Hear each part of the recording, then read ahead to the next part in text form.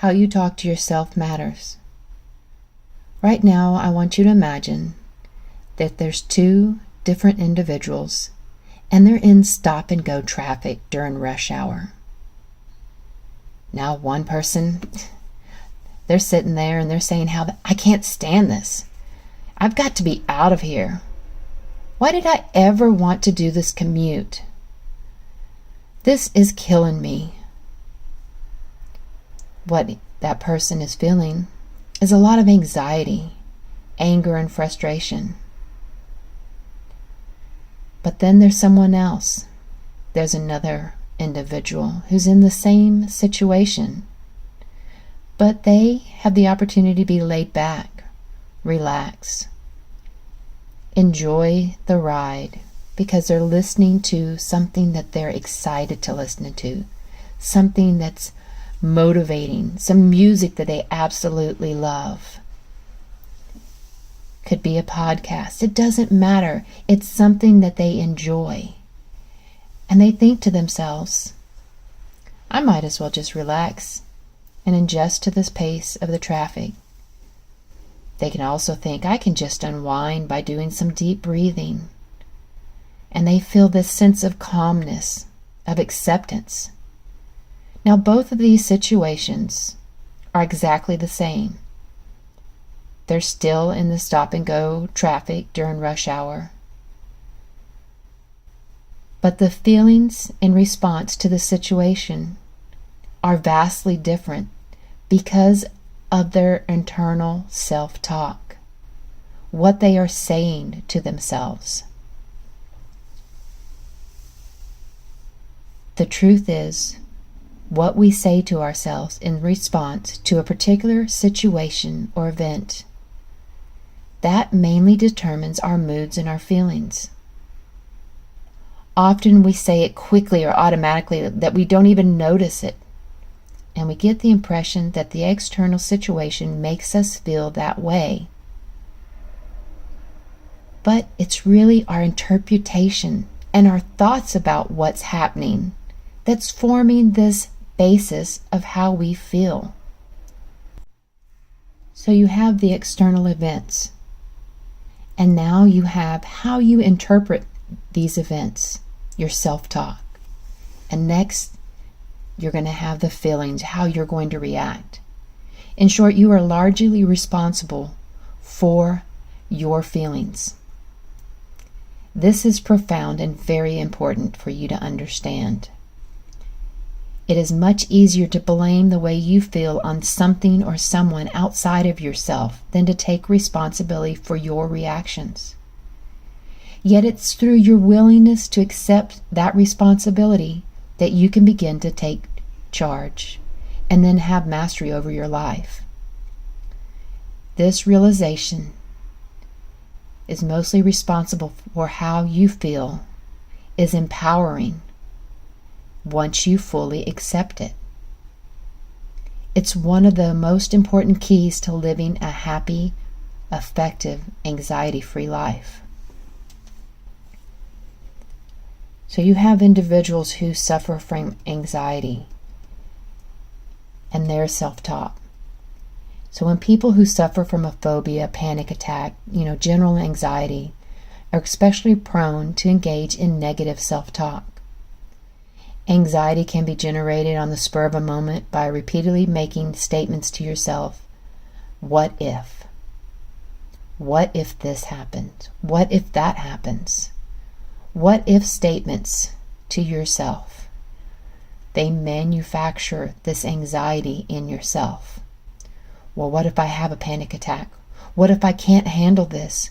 What will other people think of me? What if they don't like me? The real change will occur when you go from the what if statements and change them to so what. These are just thoughts. I can handle this.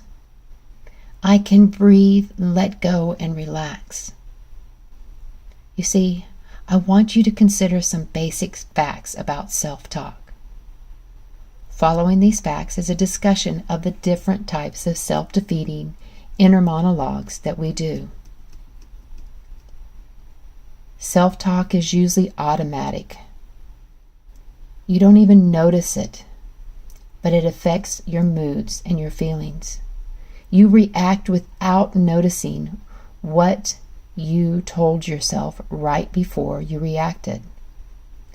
Often, when you just relax, take a step back, examine what you've been telling yourself, then you can make a connection between your self-talk and your feelings.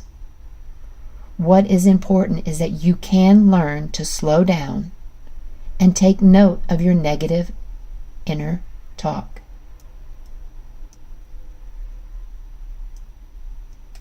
One short word or image that you happen to think of contains a whole series of thoughts, memories, and associations.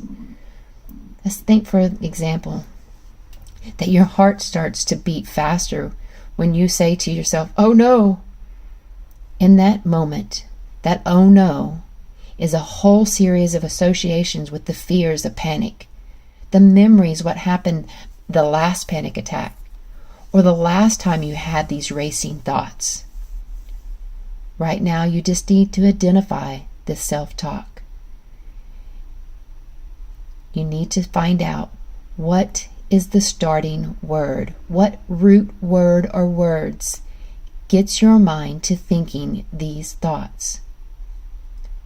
Anxious self-talk is typically irrational, but it always sounds like the truth. What if thinking may lead you to expect the worst possible outcome in any given situation, the one that is highly unlikely to occur. But because the association takes place so quickly and it goes unchallenged and unquestioned, it's hard to evaluate its validity. So you just accept it as truth. When you have this negative self-talk, you tell yourself that a situation such as a freeway is dangerous, and so you avoid it. By continually avoiding it, you are reinforcing that it's dangerous. You may even project images of catastrophic events happening about that situation. Your anxious talk leads to avoidance. Avoidance then leads to self-talk that's anxious, nervous, scared. And then around and round the cycle goes. Avoidance, anxious self-talk, avoidance. Self-talk can initiate or even aggravate a panic attack. You see, a panic attack, it can start off with these increasing physiological arousal, such as more rapid heartbeat, tightness in the chest, or even sweaty palms. Biologically, this is the body's natural response to stress, the fight or flight response. And so normally we experience this when we perceive threat or danger. There is nothing inherently abnormal or dangerous about it, yet these symptoms can remind you of a previous panic attack. Instead of allowing your body's physiological reaction to rise, peak, and subside on its own, you scare yourself into considering more intense panic attack with really scary talk like, "Oh no, this is happening again? Oh, what happens if I lose control? Oh, I have to get out of here right now. Oh, I'm going to fight this and make it go away." The scare talk aggravates the initial physical symptom, which in turn elicits further scare talk. A severe panic attack might even be rendered much less intense if you make reassuring statements to yourself at the very first symptom. I can accept what's happening even though it's uncomfortable. I'll let my body just do its thing because this will pass. This is just a burst of adrenaline that can be metabolized, and it will pass in a few minutes. And I've gotten through this before, and I will this time also. Negative self-talk is also a series of bad habits. See, you weren't born with the predisposition to fearful self-talk. You learned to think that way. Just like you replace unhealthy behaviors, such as smoking, drinking excessive amounts of alcohol, with more positive health-promoting behaviors. You can replace unhealthy thinking with more positive, supportive mental habits. Just bear in mind that this acquisition of positive mental habits takes the same persistence and practice required for learning new behaviors. In hypnosis, we can help that faster. Now, we all have parts to play. And I want you to think about the part that you grew up with. Were you the worrier, the critic,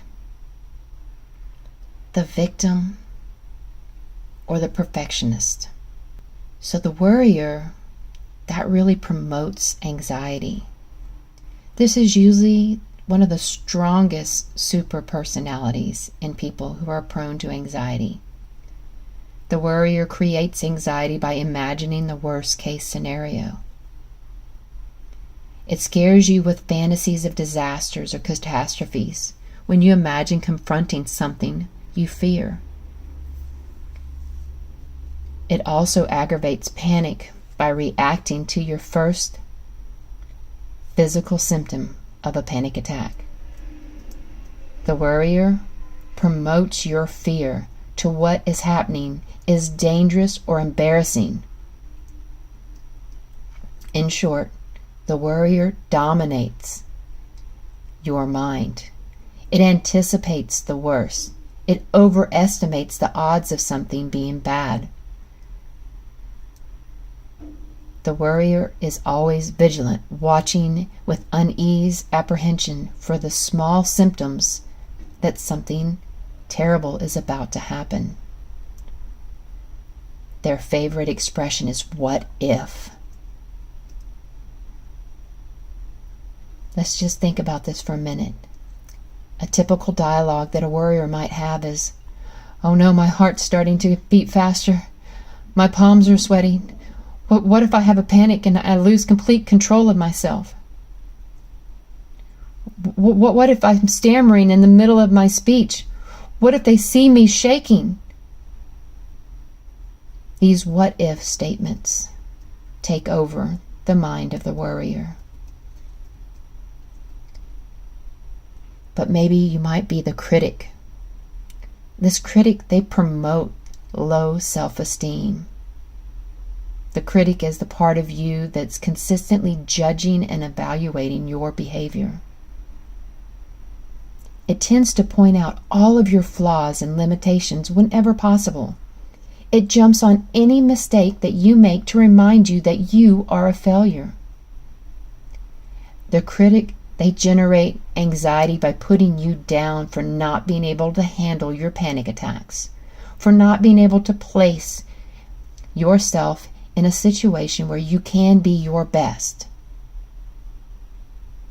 It also likes to compare you to others, usually seeing them coming out favorably.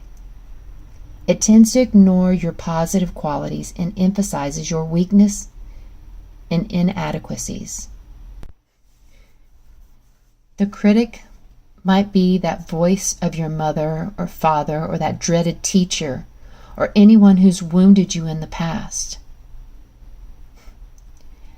Their favorite expressions would be, "That was stupid. What a disappointment you are." The typical critic self-talk would be, "You're so stupid. You can't get anything right.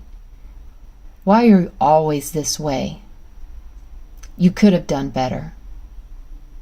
See, the critic holds negative self-beliefs, such as I'm inferior to others and I'm not worth much. I'm weak. I should be stronger. Or inherently, what is wrong with me? And then you have the victim. The victim promotes depression. The victim is the part of you that feels helpless and hopeless. It generates anxiety by telling you that you're not making any progress, that your condition is incurable, and that the road is too long and too steep for you to make any real recovery. The victim also plays a major role in creating this depression. The victim believes that there's something inherently wrong with them. You are deprived, defected, unworthy. You are not enough. The victim always perceives unsurmountable obstacles between them and their goal. Their favorite expression will be, "I can't. I'll never be able to do that." The victim looks like this, "I'll never be able to do that, so what's the point of even trying? I feel physically drained today, so why bother doing anything? Maybe I could have done that 10 years ago, but now it's too late." You see, the victim holds such negative self-beliefs as, "I'm hopeless. I've had this problem too long, it will never go away. And I've tried everything. Nothing is ever going to work." Here's one that so many of us are, the perfectionist. See, the perfectionist promotes chronic stress and burnout. The perfectionist is closely related to the critic, but it's less putting you down, and it goads you to be better. It generates anxiety by constantly telling you that your efforts aren't good enough and that you should work harder. You should always have everything under control. You should be competent, should always be pleasing, always be XYZ, whatever you want to put in this place. The perfectionist is the hard-driving part of you that wants to be the best and is intolerant of mistakes or setbacks.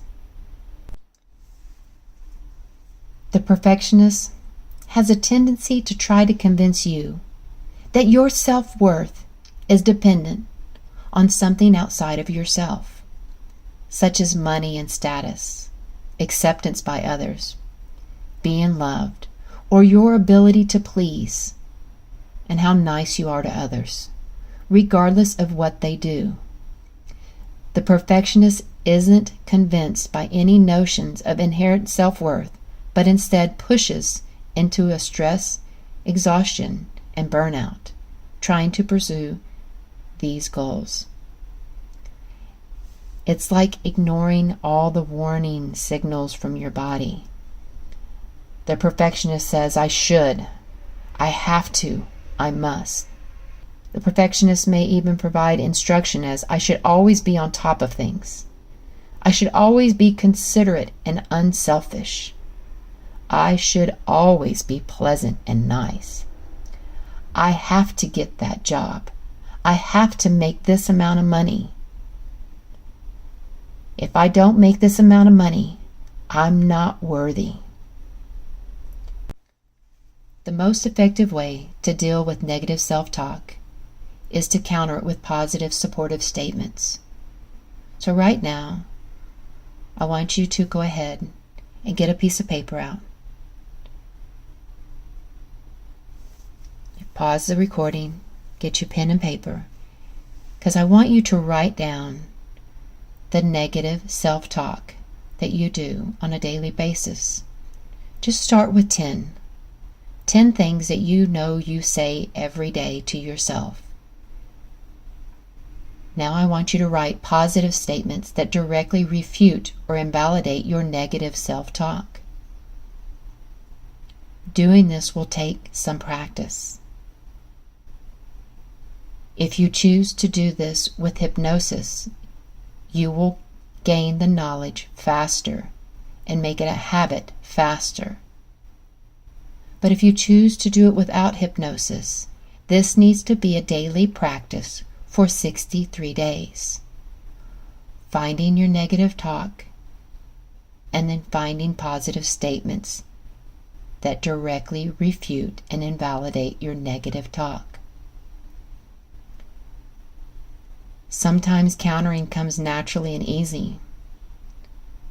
You're ready and willing to substitute positive, reasonable statements of truth for the ones that have been causing you anxiety and distress. You're more than ready to relinquish these negative mental habits that aren't serving you anymore. Now, if you have some negative self-talk that's just not that easy to switch over, find a positive statement to say, I want you to ask yourself these questions for those beliefs. What is the evidence for this? Is this always true? Has this been true in the past?